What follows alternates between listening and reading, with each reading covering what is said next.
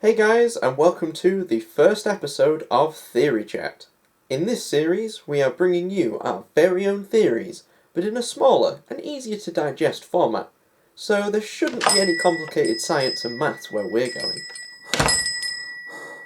Hey Harry, sorry I'm late. Did you just do the intro without me? Steve? I forgot you were coming. No? Great, what is this theory I've been hearing about? So let's see exactly what you've got to show us. Well, this is a RWBY theory. I'm going to provide some evidence for why I believe we have all witnessed RWBY using her semblance for the first time. Are you referring to RWBY unlocking a semblance, like we've seen with Ren in Volume 4 and Jean in Volume 5? Exactly that. I think the evidence I have gathered may show that we have all witnessed the moment where RWBY unlocked her semblance.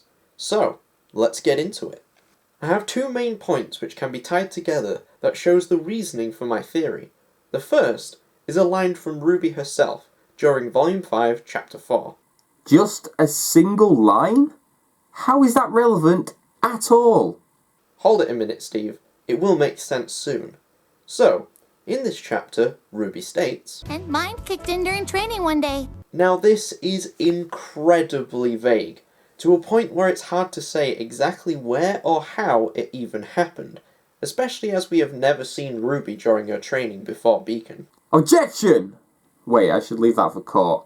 But anyway, there's a point where we see RWBY training before Beacon. You're talking about the young character shot, correct? Actually, no. I was gonna say the red trailer. Oh yeah, that's a good point. However, RWBY is visiting her mother's grave, not training, and seems very calm during the whole encounter. This will become a bit more relevant a little bit later. Anyways, as I was saying, the young character shot is exactly where point 2 lies, as well as much more. So there's a lot to cover here, but first is when it takes place. It's clear that this takes place before the start of Volume 1. One look at the outfits and the fact that Yang says she's heading off for Beacon soon clears this up pretty quickly. But we aren't looking at Yang here, despite it being her shot.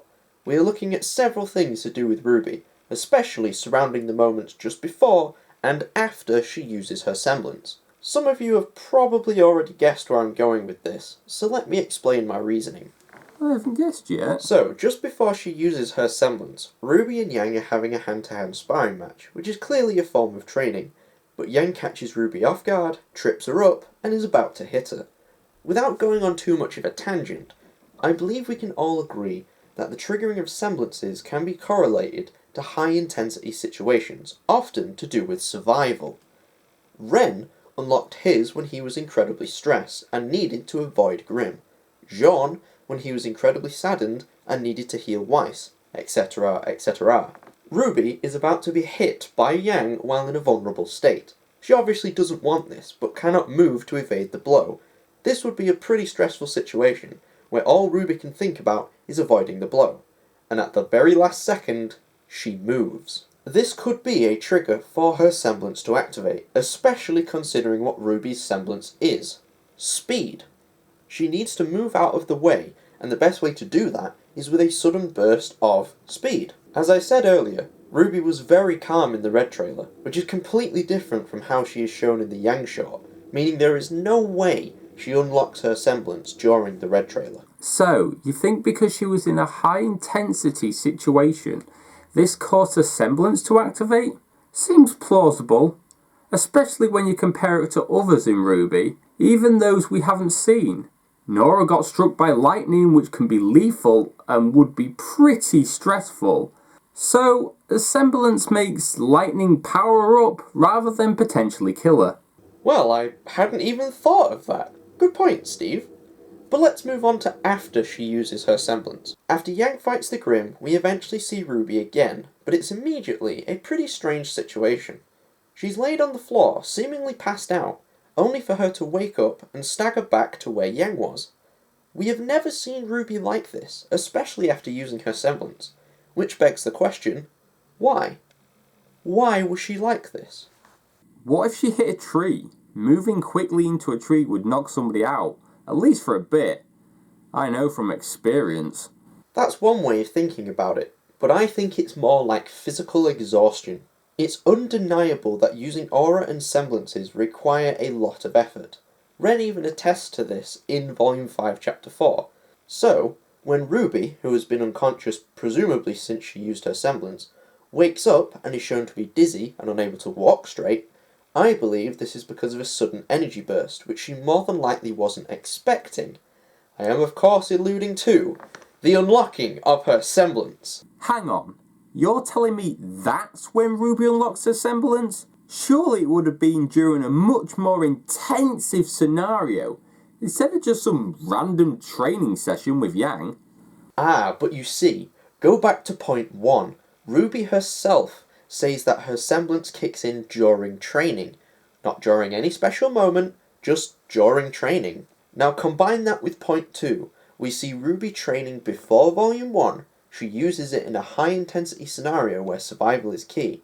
The experience tires her out, which makes her pass out. Then she wakes up dizzy and unable to walk straight after the experience. If you put all this together, I think it is logical to assume that at this moment during the Yang character shot is also the moment where Ruby unlocks her semblance. There you have it. Even though the Yang character short is of course supposed to showcase Yang, it secretly housed a big moment for Ruby too. At least, that's what I believe with the evidence I found. What do you think, viewers? So guys, is there something you found that contradicts this? Or do you agree with Harry's findings? I know I do. Let us know by leaving a comment. We're always happy to hear your opinions. That about wraps everything up. But before you go guys, remember to drop a like. Leave a comment. Subscribes are always appreciated. And don't forget to ring the notification bell to hear about all our latest videos, being released every Wednesday. And I'll say something too. Jordan, what are you doing here? I thought you said we were meeting in the courtroom for the theory. Harry, did you just invite us both to two different theory things, then forget about both of us? Well, this is awkward. Let's just go to court.